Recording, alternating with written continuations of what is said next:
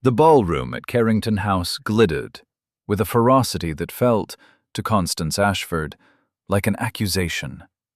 It was a sea of jewels and silk, of shoulders dusted with diamond powder and smiles that did not reach the eyes. She stood near a pillar draped in hothouse ivy, a small, still island in the churning tide of London society. She had not wished to come. Her aunt, Lady Trowbridge, had insisted, declaring that mourning for a father, however beloved, could not be permitted to curdle into permanent seclusion, especially when one's prospects were as slender as Constance's. So she had come, wearing her mother's dress. It was a gown of good, heavy silk, the color of a dove's wing, and she had spent a week altering it herself. The seams were neat, the fit precise, but no amount of careful stitching could change its bones. The waist was a fraction too high, the sleeves too plain, the neckline too modest for the current fashion. It was a dress from another time, a whisper in a room of declarations. She did not cry when she heard them. She did not even flinch. She had learned, in the 6 months since her father's death had cast her from the gentle, book-lined world of a country parsonage into the precarious role of unpaid companion, that stillness was a form of armor. First came the sound, a tittering laugh like the tearing of silk. It belonged to Lady Adela Montague, a woman whose beauty was as sharp and flawless as the diamonds at her throat. "My dear," Lady Adela's voice carried, honed for precisely this kind of public execution. "Do you see it? Over by the pillar, the little grey moth. One feels it ought to have been left in a cedar chest with the rest of the antiquities." A chorus of soft, cruel laughter followed. Constance kept her eyes fixed on a point somewhere over the shoulder of a portly baronet, a space in the air that was safe. She felt their glances upon her, sharp and quick as thrown needles. She catalogued the sensation not as pain, but as information. This was the currency of their world, the swift, casual assassination of anyone who did not belong. Then she saw him. The Duke of Blackwood, Alistair. He was standing within Lady Adela's circle, a tall, severe figure in immaculate black and white. He was not laughing. His face, handsome in a way that seemed carved from unyielding stone, was impassive. But as Lady Adela spoke, his gaze swept her way, cool and indifferent. It did not linger. It did not register a woman, or a dress, or even a moth.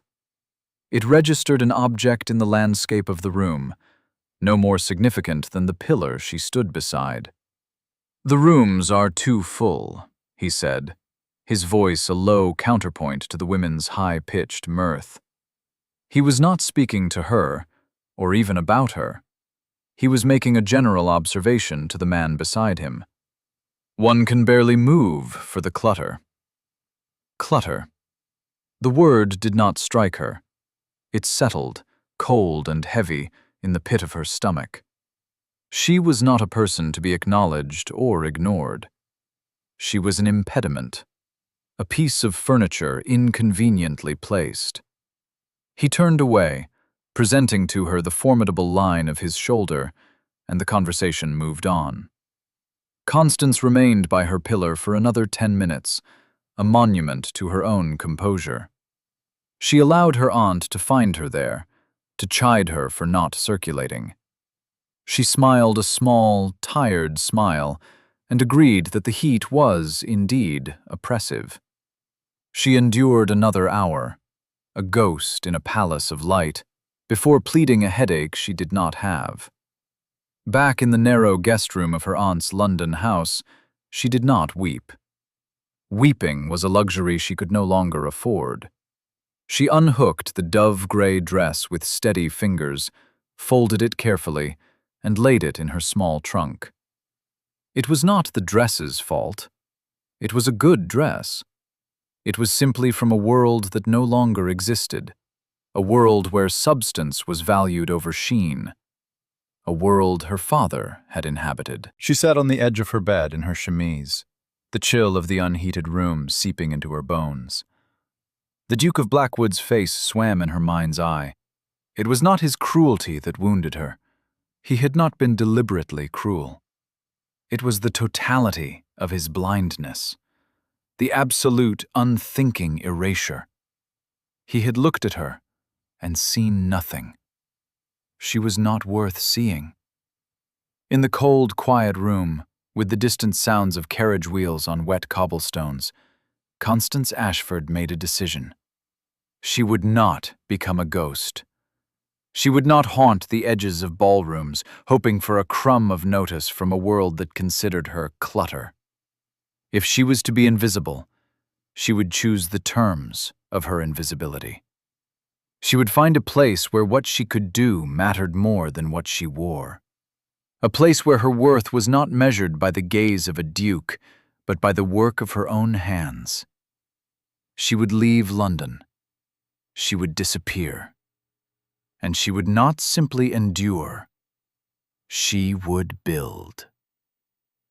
The advertisement was a small, unpromising block of text in the back pages of the Times, nestled between notices for patent medicines and lost dogs.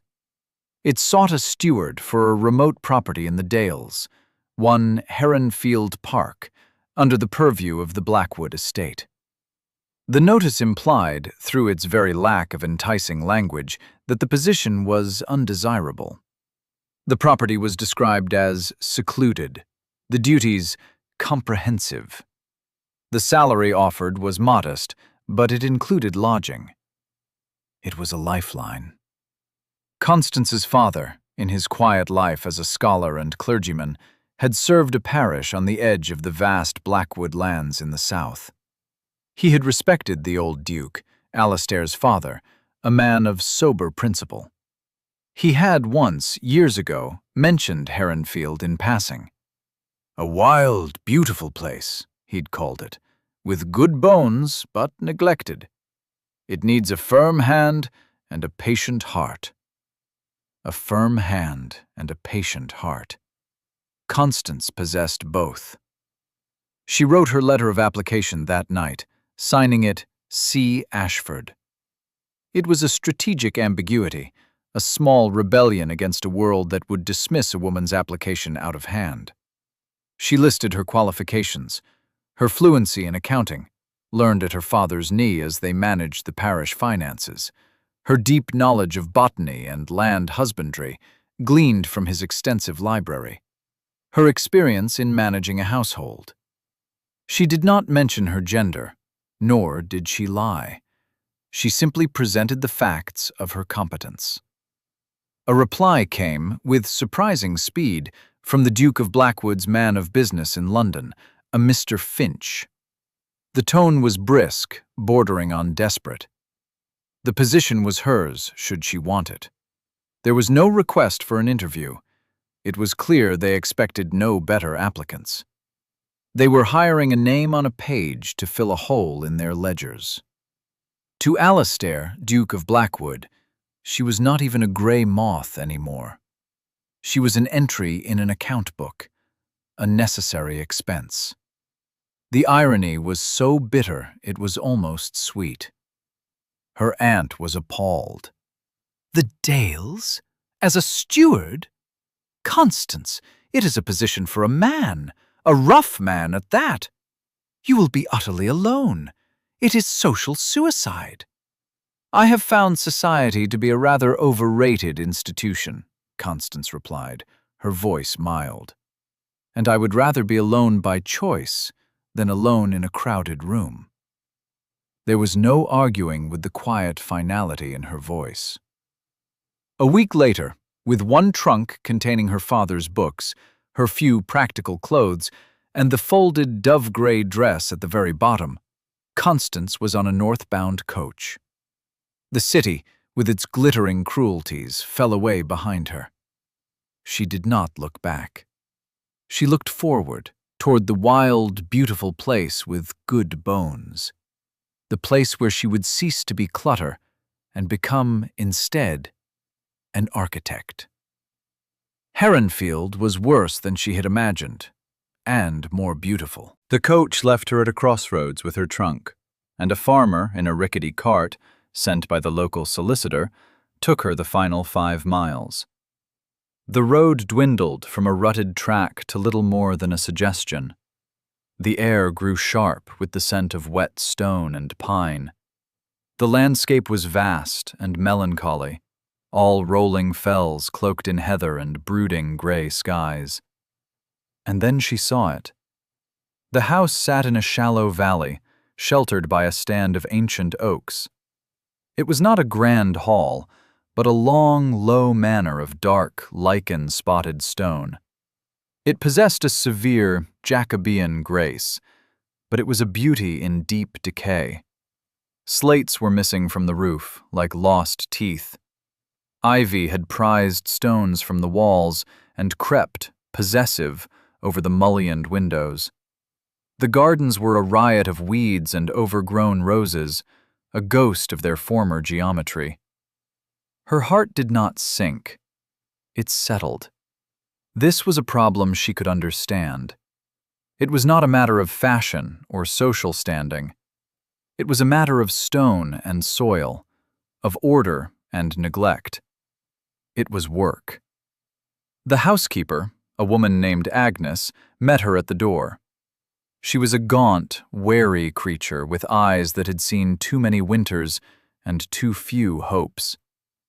Her face registered a flicker of surprise at seeing a woman, but it was quickly suppressed. For the people of Herrenfield, it seemed, one disappointing steward was much like another.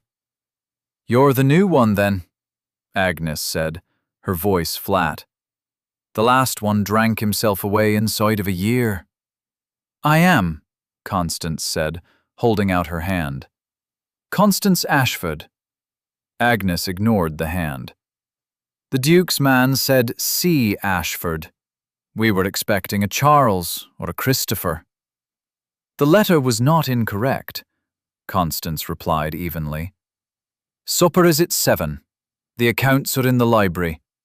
I trust the keys are available." Her calm, direct manner seemed to startle Agnes more than her gender had. The housekeeper gave a curt nod and led her through the house. The inside was a symphony of neglect. The air was thick with the smell of damp and disuse. Dust motes danced in the thin shafts of light from the grimy windows. Furniture huddled under Holland covers like pale ghosts. But the bones were good. Her father had been right. The proportions of the rooms were elegant, the oak paneling dark and rich beneath the dust. The library, in particular, made her draw a sharp breath. It was a magnificent 2-story room, lined from floor to ceiling with empty shelves. A beautiful prison for books that were no longer there. In the center of the room, on a vast, scarred table, sat a stack of leather-bound ledgers. The accounts. That was where she began. For the first week, Constance did little else but immerse herself in the history of Herrenfield's decline. She worked by candlelight, her only companions the sighing of the wind in the eaves and the scuttling of mice behind the wainscot. The ledgers told a story of mismanagement, of apathy from London, of slowly diminishing returns. Rents uncollected, repairs undone, tenants leaving for want of support. The estate was not failing, it was being allowed to die. But within the dry columns of figures, she found glimmers of another story. Faded entries from 50 years prior spoke of a thriving cider orchard, the Herrenfield Russet, famed throughout the county. A note in a margin mentioned a forgotten right-of-way that would grant their tenants access to the market town 2 miles faster. A geological survey from a century ago, tucked into the back of a rent book, spoke of high-quality slate deposits on the northern ridge. On the 8th day, she emerged from the library. She had traded her traveling dress for a plain, serviceable gown of dark wool. She tied her hair back simply. She found Agnes in the kitchen. "We will need to hire 2 men from the village," Constance announced without preamble, "to begin clearing the south-facing slope for the old orchard. And I will need a horse. I intend to visit every tenant personally." Agnes stared at her, as if she had announced her intention to fly. "The Duke gives no funds for new hires." "The funds are not the Duke's to give," Constance said, tapping a page of her own neat figures. "They are the estate's to spend. I have found £300 in uncollected rents and misallocated tithes. It is a start." That was the beginning. Her days fell into a rhythm of relentless, focused work. She rode out to the tenant farms, not as a distant functionary, but as a partner. She listened. She walked the fields, her boots sinking into the damp earth. She spoke to a farmer whose flock was suffering from foot rot and organized a communal purchase of lime. She found the old maps, confirmed the forgotten right-of-way, and, with the help of the local solicitor, had it reopened. The journey to market was shortened, and the tenants' profits, however small, began to rise. She hired men to clear the wild slope where the Heronfield russet had once grown. They found the old trees, choked by brambles but still alive. She took cuttings, established a nursery, and taught the farmers' children how to graft the precious stock. She repaired the old cider press herself, her hands stained and sore. She turned her attention to the house itself. She did not have the funds for a new roof, but she learned to patch slates. She and Agnes scrubbed the grime from the windows, letting light into the house for the first time in years. They beat the dust from the carpets, polished the wood until it glowed with a deep, quiet luster, and filled the rooms with wildflowers from the newly tamed gardens. Slowly, almost imperceptibly, the spirit of the place began to shift. The sullen deference of the tenants warmed into a grudging respect, then into a fierce, protective loyalty. Agnes's wary silence blossomed into a dry, sardonic companionship. They saw a woman who worked as hard as they did, who understood the land, who kept her promises. They did not care that she was a woman, or that she wore plain dresses. They cared that she was making their world better. Constance asked for nothing from London. She simply sent her quarterly reports, her handwriting neat and clear, the columns of figures showing a slow but steady reversal of fortune. The estate was no longer a drain. It was breaking even. Then, it was turning a small profit. She did not write of the cider, or the slate, or the renewed hope of the tenants. She let the numbers speak for themselves. She rarely thought of the Duke of Blackwood. He was a remote concept, a name on a legal document. The memory of the ballroom, of Lady Adela's laughter and his unseeing eyes, had faded. It was a scar, but it no longer ached. Her world was here, in the solid reality of the stone under her feet and the earth under her fingernails. She had built a life not out of defiance, but out of necessity, and in doing so, had found a kind of peace she had never known. She was not invisible here. She was seen. 2 years passed, 2 cycles of seasons turning over the fells. The Heronfield russet cider, bottled and labeled, was selling briskly in the county towns. The slate quarry on the North Ridge, leased to a reputable operator, was yielding a steady income. The tenants were re-roofing their own cottages and expanding their flocks. Heronfield was no longer dying. It was breathing. And in London, a man who had forgotten its existence was about to be reminded.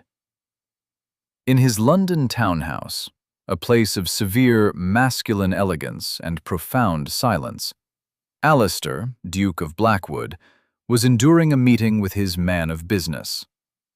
Mr. Finch was a small, precise man, whose only passion in life seemed to be the pristine order of a well-kept ledger. For the third consecutive quarter, Finch was insisting on drawing the Duke's attention to an anomaly. "Your Grace, if you would just look at the summary for the Northern Holdings," Finch persisted, his finger tapping a line of script. Heronfield. Alistair glanced at the paper, his expression bored.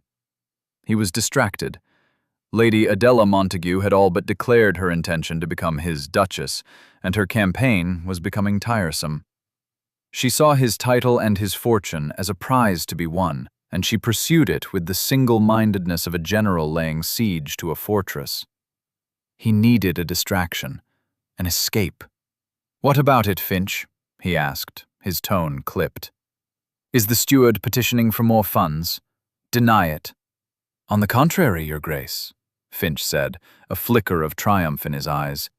"Heronfield has generated a profit of £2,000 this quarter, after years of losing 500 per annum. The steward, this C. Ashford, has not requested a single shilling from the central accounts in 2 years. In fact, he has repaid the estate's debts and established a surplus." Alistair fell silent. £2,000 was not a fortune to him, but the reversal was startling. He had written Heronfield off years ago, a crumbling relic inherited from his father, a sentimental folly. He had kept it only because his father had loved the place. "An accounting error," Alistair said dismissively. "I have checked the books 3 times, Your Grace. It is no error. It is miraculous. The reports speak of revived orchards, new leases on mineral rights, improved yields from every tenant farm. This C. Ashford appears to be a financial genius." Alistair picked up the summary sheet.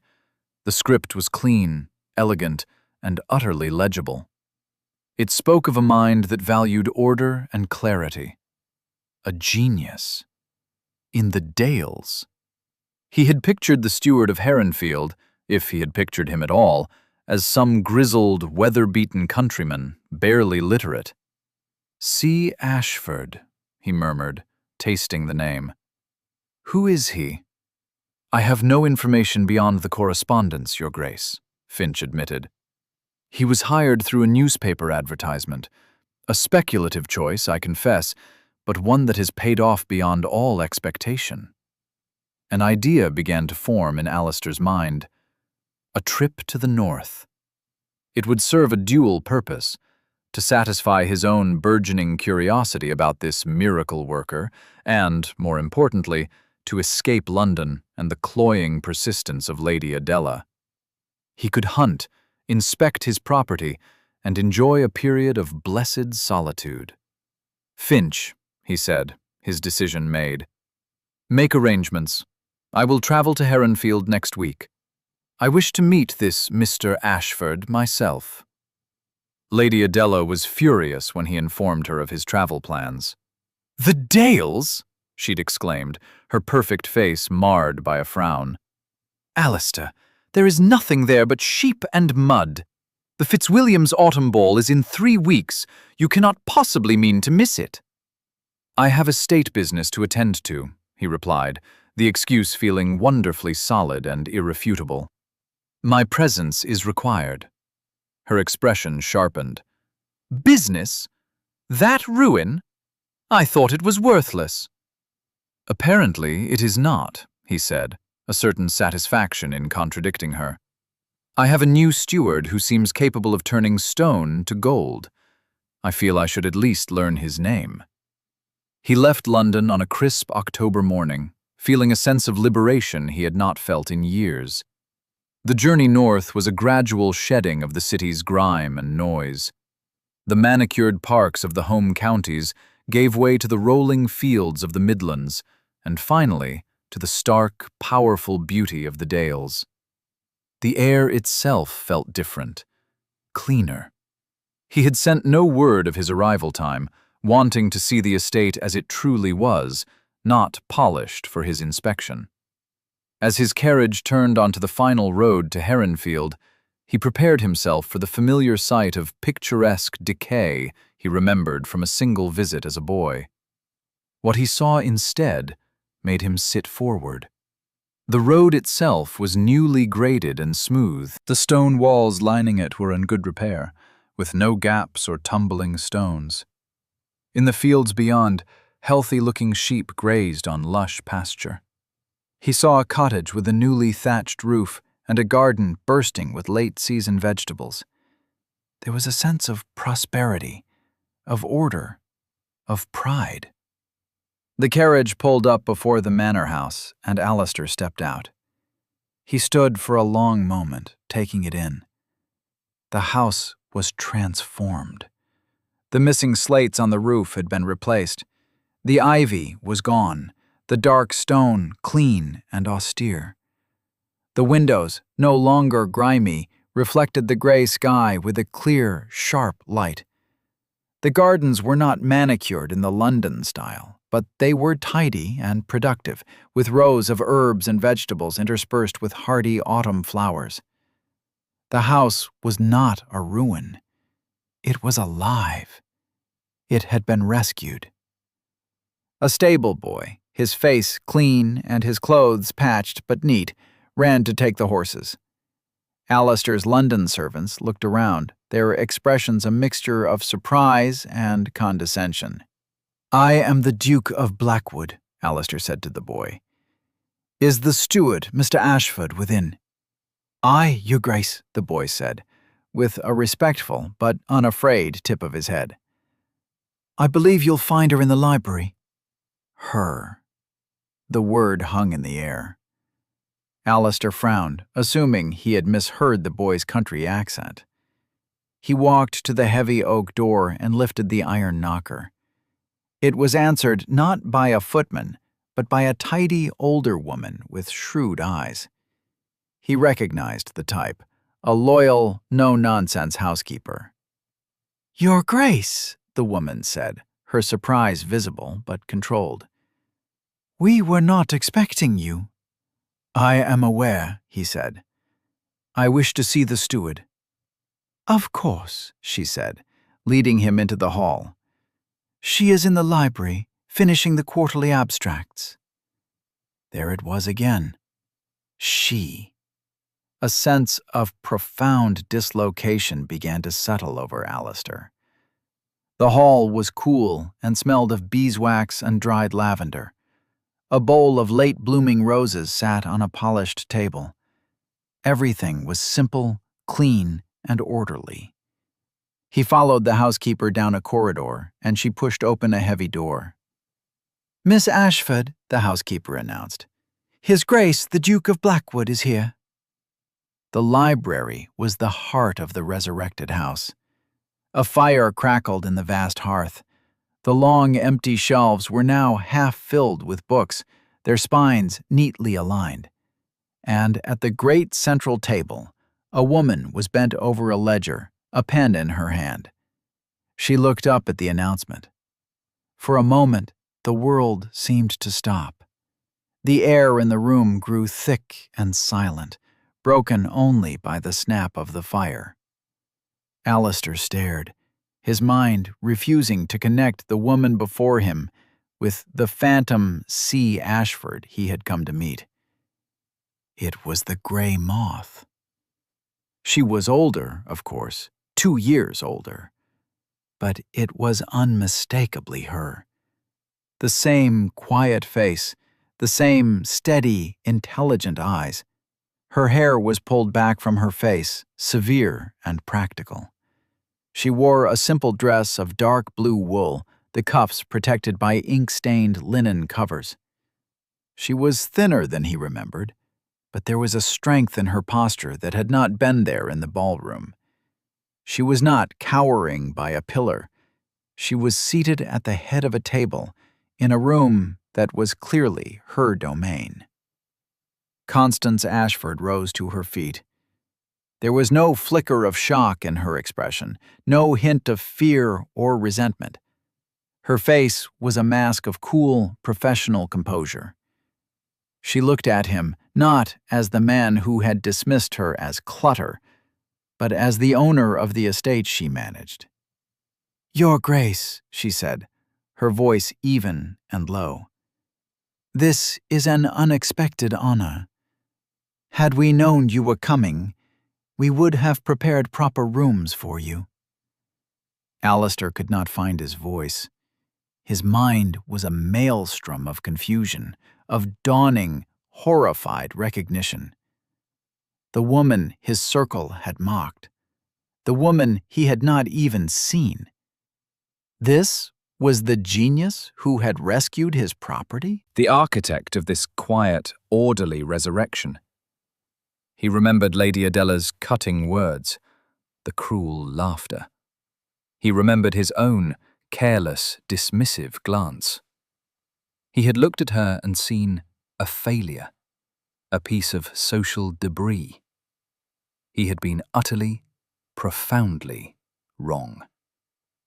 The realization was as swift and stunning as a physical blow. He was the one who had been blind. "Miss Ashford," he finally managed, his own voice sounding strange in his ears. "It seems I am the one in your debt." Her expression did not change. She simply gave a slight, formal inclination of her head, the gesture of an employee to an employer. "I am merely doing my duty to the estate, Your Grace." The formal address, the perfect, unbreachable propriety. It was a wall of glass between them. He could see her, but he could not reach her. She was not offering forgiveness, or even acknowledging that there was anything to forgive. She was simply, quietly, in charge. The balance of power had shifted so completely, so silently, that he was left reeling. He, the Duke of Blackwood, had walked into his own house and discovered he was a stranger, and the ghost he'd ignored had become its master. The days that followed were a lesson in quiet humiliation for Alistair. Constance Ashford treated him with impeccable, infuriating courtesy. She was the perfect steward. She showed him the accounts, her explanations clear and concise. She walked him through the restored gardens, naming the herbs and their uses. She took him to the cider house, where the air was sweet with the scent of fermenting apples, and explained the economics of the Heronfield russet. In all their interactions, she was polite, respectful, and entirely remote. She never once alluded to their previous encounter. She never gave him an opening to apologize, because her every action implied there was nothing to apologize for. The past was a closed book. Her composure was absolute, a fortress he could find no way to breach. He watched her with the tenants. They approached her not with the forelock-tugging deference they gave him, but with a genuine warmth and respect. They brought her their disputes, their worries, their small triumphs. An old farmer named Seth, his face a roadmap of wrinkles, proudly showed her a new lamb, as if seeking her personal approval. A young woman asked her advice on a sick child. She was not their master. She was their advocate, their ally. He saw the world she had built, a world founded on competence, integrity, and mutual respect. And he saw that he had no place in it. He was an outsider, the absentee landlord, a figurehead whose only contribution had been his neglect. The shame was a constant, bitter taste in his mouth. One evening, unable to bear the stilted formality of dinner, he sought her out in the library. She was, as usual, at her desk, mending a torn page in a book with delicate, precise movements. "Miss Ashford," he began, his voice rougher than he intended. She looked up, her expression patient. "Yes, Your Grace?" "Stop calling me that," he said, the words bursting out of him. "My name is Alistair." She raised a single, questioning eyebrow. It would be improper for me to address my employer so informally. I am not your employer, he retorted, pacing the length of the hearth. I am the man who owns the ground your feet are on. Nothing more. You are the one who has given this place life. I have done nothing. You gave me the opportunity, Your Grace, she said quietly, her eyes returning to her work, for which I am grateful. The cool, dispassionate gratitude was worse than any accusation. An opportunity I gave to C. Ashford, a man I presumed to be as grim and desperate as this place was, he shot back. I did not give it to you. At that, she finally put down her tools and looked at him directly. For the first time, he saw a flicker of something behind the calm facade. It was not anger.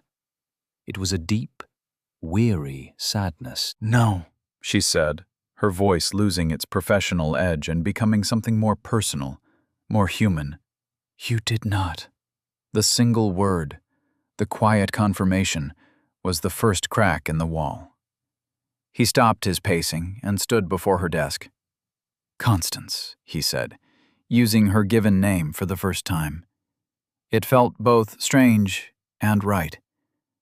At Carrington House. I was blind. You were a duke in a ballroom, she replied, her voice devoid of accusation. You saw what you were meant to see. Jewels, silks, appropriate matches. You did not see a woman in a 10-year-old dress. There was no reason for you to. Her lack of bitterness was the most profound condemnation of all. It suggested he was not even worthy of her anger. That is no excuse for cruelty. It was not cruelty, she corrected him gently. It was indifference. There is a difference. Cruelty requires you to see the object of your contempt. Indifference requires nothing at all. You called the crowd clutter. It was an accurate assessment from your perspective. He flinched as she spoke the word. He had forgotten saying it, but she had remembered. Of course she had remembered. I am sorry, he said. The words were inadequate, pebbles thrown against a mountain. She gave a small, tired sigh. There is nothing to be sorry for, Your Grace. Your indifference gave me Heronfield. In a way, I should thank you. I have been happier here than I have ever been in my life. And that was the heart of it. She had not been waiting for him. She had not been nursing a wound, hoping for his return. She had built a life without him, a good life. He was irrelevant to her happiness. The realization was the final, devastating blow to his pride. He, who had everything, had nothing she needed. A crisis arrived a week into his visit, swift and brutal as a winter storm. A runner came from the upper valley in the dead of night, pounding on the door, his face pale with panic. The old dam at Fenwick Beck, weakened by autumn rains, had broken. A wall of water was coming down the valley, directly toward the low-lying fields of the tenant farms and the newly built cider house. Chaos erupted. The few servants in the house ran about in confusion. Alistair, accustomed to giving orders and being obeyed, began shouting for horses, for men. But it was Constance who brought order to the panic. She appeared in the hall, pulling on a heavy cloak over her nightdress. Her face was calm, her voice sharp and clear. Agnes, rouse the stable hands. We need every man and every horse. Silas, she said to the terrified runner, which farms are in the most danger? She listened intently, her mind visibly mapping the valley. The water will follow the old creek bed. It will hit the Miller farm first, then spread across the south meadow. The cider house is on higher ground. It may be safe if we can divert the main flow. She turned to Alistair, and, for the first time, she looked at him as an equal, a resource to be deployed. "Your Grace, I need you. You are strong. Take 3 men and all the spare timber you can find.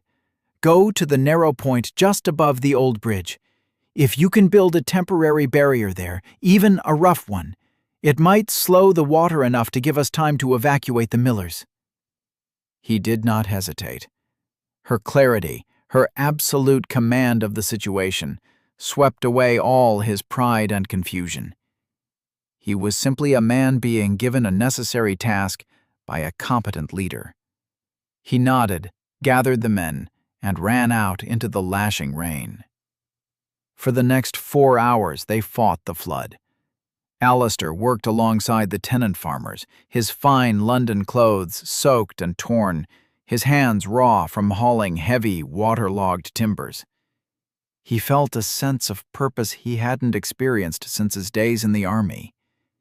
He was not a duke. He was a man holding a line against chaos. He saw Constance everywhere, a small, determined figure in the swirling lantern light. She was directing the evacuation of the Miller family, her arms around the weeping Mrs. Miller. She was organizing a chain of men and women to move the precious cider barrels to the highest point of the barn. She was there with a hot drink for a shivering farmer, a calm word for a frightened child.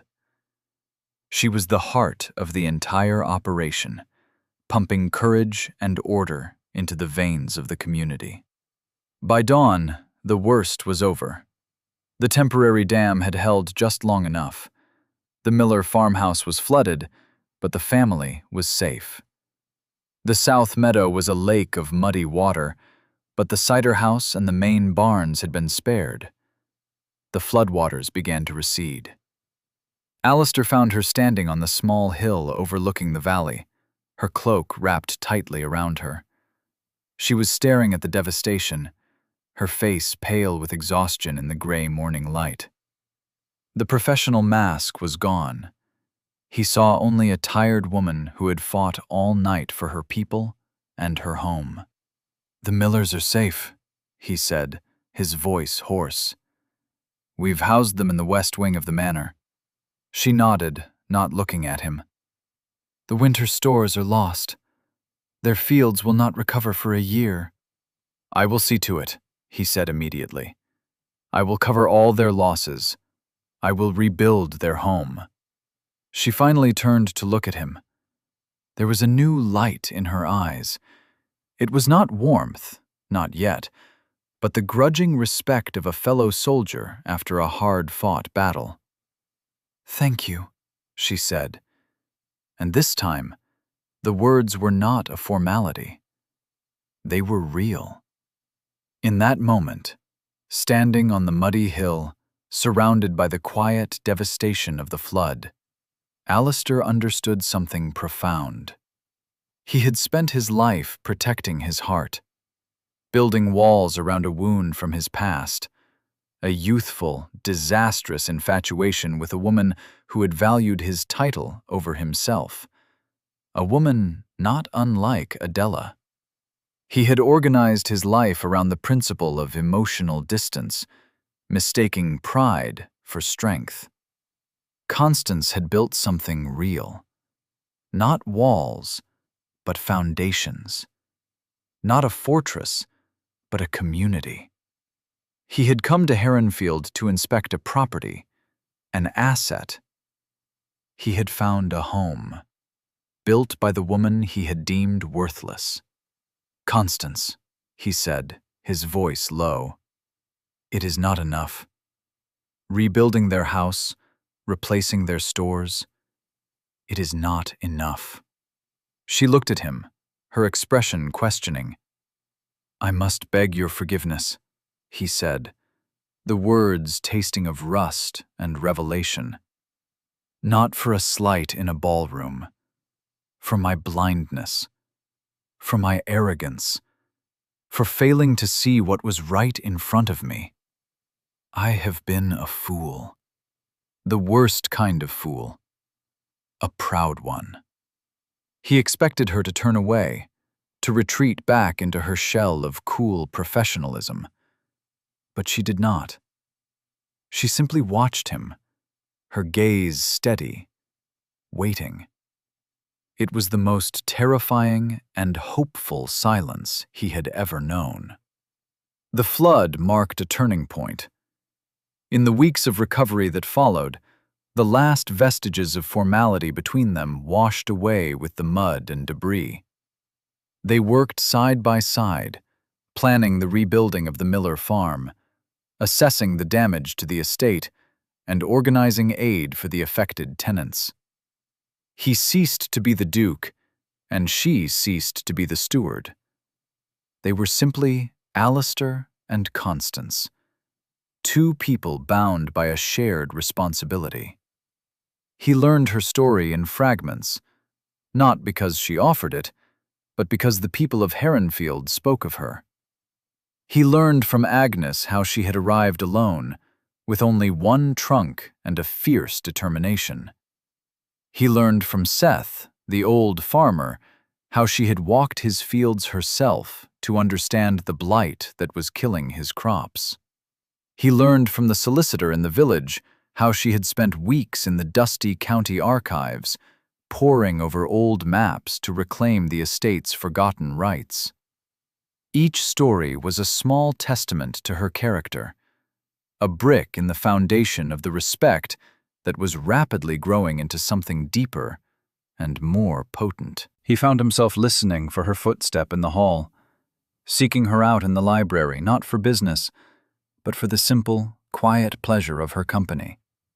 He saw the dry wit that lay beneath her serious exterior, the warmth she showed to her people, the passion she had for the land.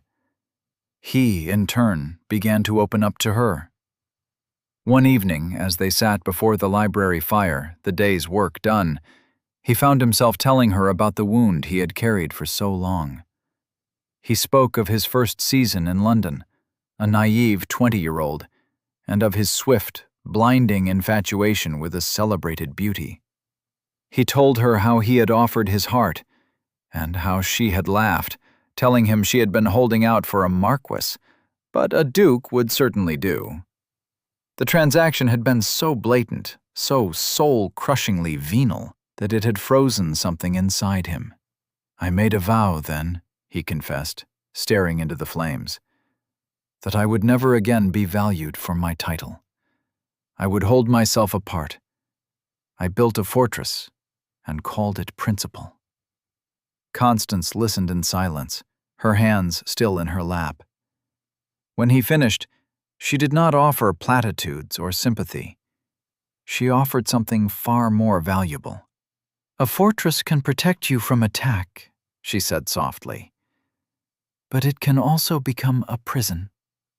He looked at her, truly looked at her, and saw not the gray moth, not the competent steward, but the woman who had seen the prison he'd built for himself.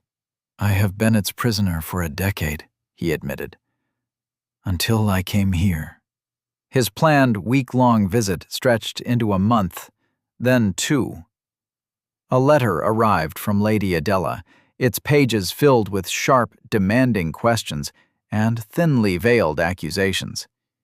He read it and tossed it into the fire without a second thought. That world felt a lifetime away. His world was here, in this quiet stone house, with this quiet, extraordinary woman. He knew he loved her. It was a feeling so different from the feverish infatuation of his youth that it was almost unrecognizable. This love was not a tempest. It was a foundation. It was a quiet, certain knowledge that his life was irrevocably better with her in it. It was the desire not to possess her, but to stand beside her.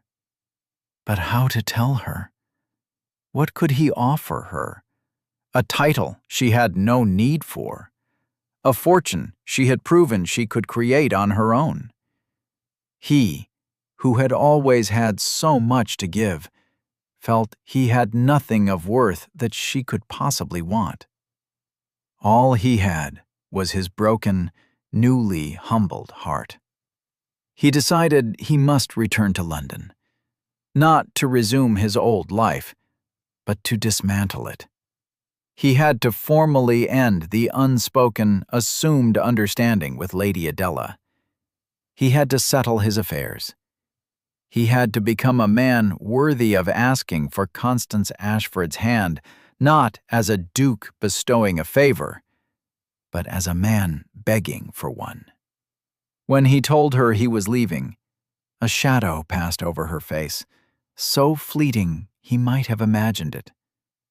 Her composure snapped back into place instantly. "Of course, Your Grace," she said, her voice perfectly level. "Your duties in London must be pressing." "Constance," he said, taking a step closer, "I will be back.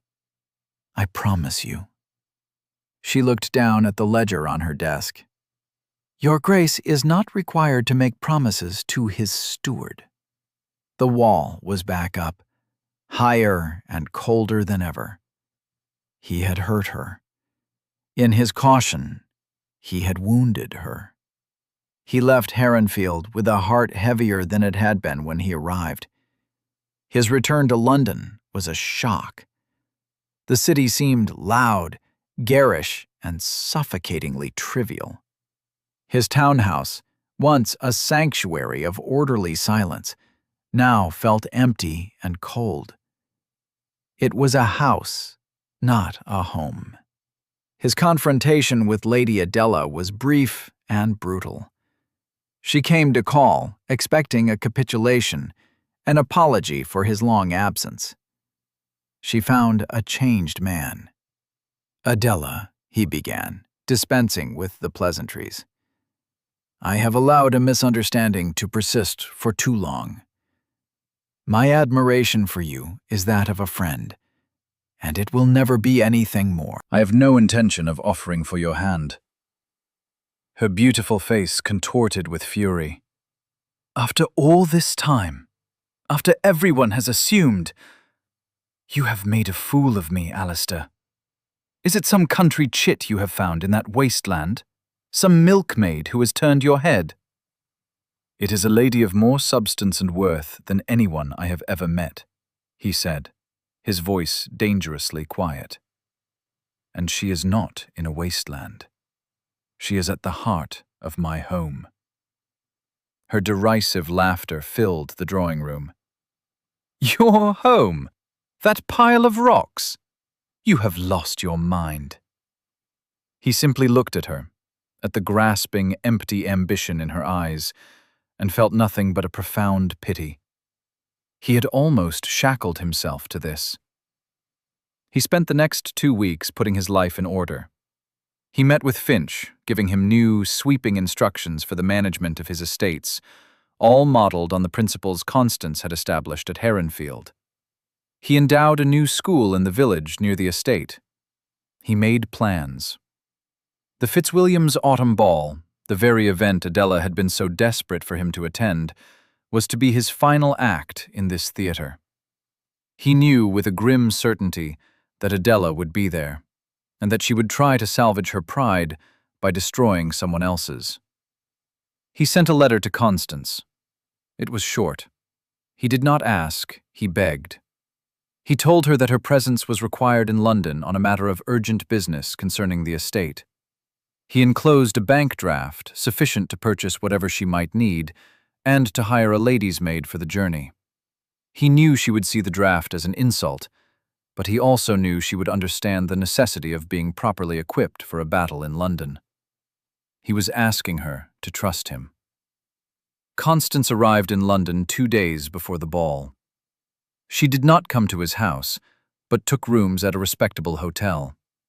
She sent a note informing him of her arrival and asking when they might conduct their business.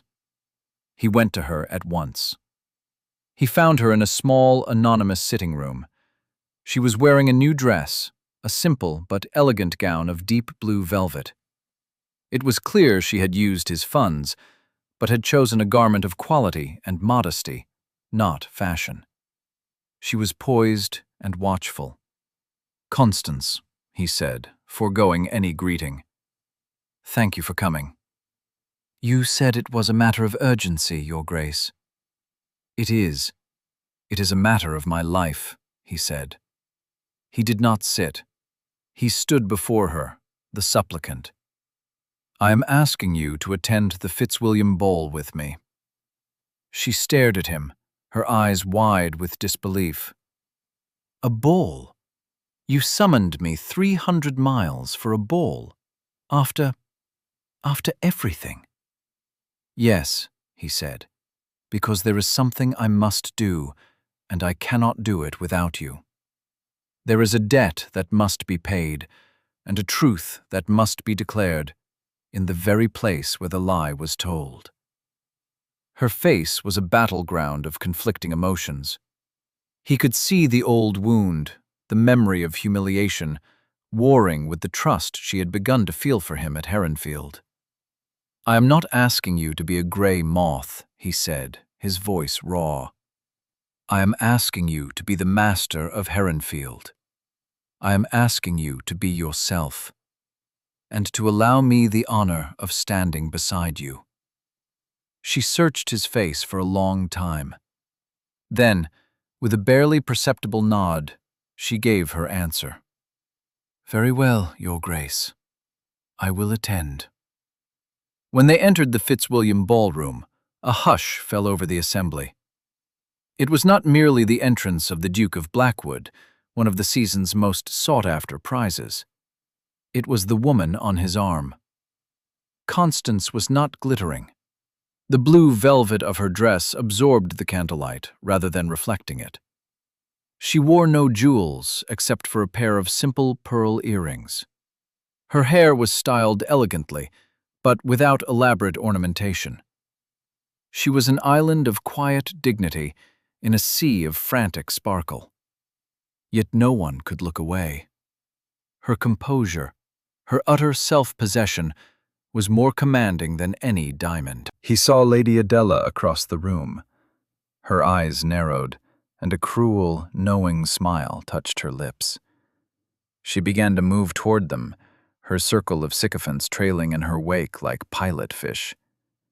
This was the moment he had anticipated. "Why, Your Grace," Adela said, her voice carrying across the room, "you have brought your steward to the ball.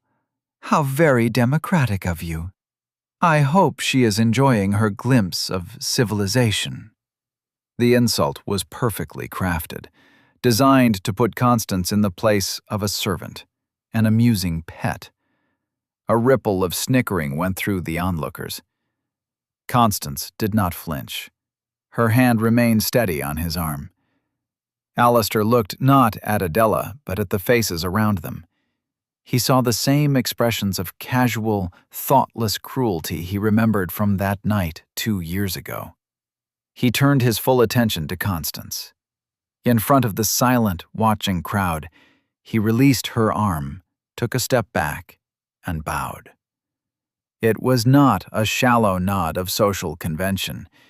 It was a deep, formal bow, the bow of a nobleman showing the utmost deference and respect, the kind of bow one might give to a queen. The gasp that went through the room was audible. He straightened up and took her hand, raising it to his lips. He did not speak to Adela. He spoke to Constance, but his voice was clear and resonant, intended for every person in that room to hear.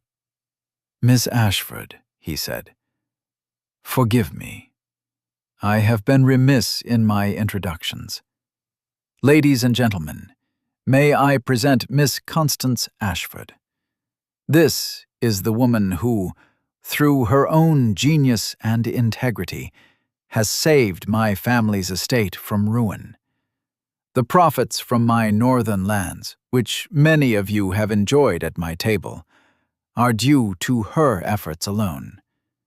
My entire fortune is in her debt." He paused, his gaze sweeping the stunned faces, finally landing on Adela's. Her smile had vanished, replaced by a mask of disbelief and fury. "Miss Ashford is not my steward," he continued, his voice ringing with a conviction that left no room for doubt. "She is my partner, my equal, and if she will do me the profound and undeserved honor, she is my future." He turned back to Constance, his heart in his eyes. He ignored the hundreds of pairs of eyes on them. He saw only her. "Constance," he whispered, for her alone. "I love you. I am asking you to marry me, not as a duke, but as a man who was lost, and whom you have taught to see." Tears welled in her eyes, the first tears he had ever seen her shed. They were not tears of pain or humiliation, but of vindication, of a joy so long deferred it was almost painful. "Yes," she whispered back. "Alistair, yes." He slid a ring from his own finger, the Blackwood signet ring, the symbol of his history and his title, and placed it on hers. It was too large, a heavy band of gold on her slender finger. But it was a promise, a public declaration. The richest duke in the room had not only bowed before her, he had given her his name, his future, his heart. The laughter had finally, utterly been silenced. 5 years later, the library at Heronfield was bathed in the soft gold of late afternoon sun. The shelves were now completely full, and books spilled onto tables and chairs. The room was no longer a silent, orderly sanctuary. It was the heart of a living, breathing home. A child's laughter echoed from the hallway, followed by the gentle, chiding voice of Agnes, who had transformed from a gaunt housekeeper into a doting, tyrannical nanny. Constance, Duchess of Blackwood, sat not at the great steward's desk, but in a comfortable armchair by the window, a book lying open in her lap. She was watching her husband. Alistair was on the floor, patiently helping their 3-year-old son, Arthur, build a precarious tower of wooden blocks. He was a different man. The harsh lines of his face had softened. The coldness in his eyes had been replaced by a warm, steady light. He laughed as Arthur's tower came crashing down, the sound rich and easy. He was no longer a prisoner in his own fortress. He was home. Later that evening, after the boy was asleep, Alistair came into their bedroom to find Constance standing before an old trunk. She had lifted from it a dress of dove-gray silk. It looked small and fragile in the candlelight. "I was looking for Arthur's baby blanket," she said softly, "and I found this." He came to stand behind her, wrapping his arms around her waist. He rested his chin on her shoulder, his gaze on the dress. "The gray moth," he murmured. She leaned back against him, her body relaxed and familiar in his embrace. "I was so afraid that night." "I know," he said, "and I was so blind." She turned in his arms to face him, her hand coming up to touch his cheek. "No," she said, her eyes full of a deep, unwavering love. "You were the man who was learning to see. I just had to be patient enough to wait for you to find the light." He lowered his head and kissed her, a kiss not of frantic passion, but of profound, peaceful gratitude. Outside, the wind sighed over the fells of Heronfield, the sound not of melancholy, but of contentment. The house was safe. The land was healing. And inside, in the quiet warmth of the manor, two people who had found each other across a chasm of pride and pain were finally, truly, at peace. The clutter had become the treasure. The ghost had become the queen. And the love story, born in a moment of public shame, had found its quiet, unassailable triumph.